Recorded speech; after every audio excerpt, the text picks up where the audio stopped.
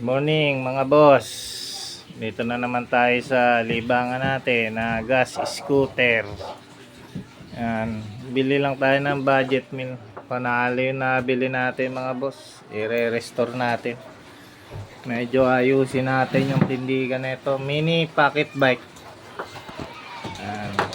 Ganda rin ng tires. Medyo malaki siya. Yan. Para mas malaki siya sa 6.5. Kasi yung 6.5 ito.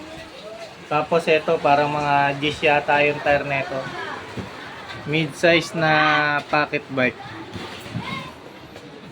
Dito naman ride natin kasi umuulan. Hindi tayo makagala.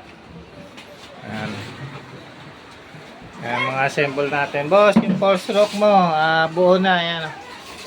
Ready ng patakbuhin. Saka yung isa kong client. Boss, kunin mo na to. Medyo matagal-tagal na sa akin, nakatambak na. Mga hindi pa kinukuha yung pocket bike ko, hindi ko pa natatapos.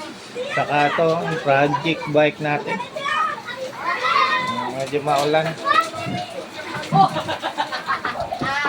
Malakas lang yung ulan ngayon kaya hindi makagala. Medyo nagpaplano pa tayo kung anong magandang gawin dito sa isa na to. Mukha na siyang motor pero pocket bike lang to.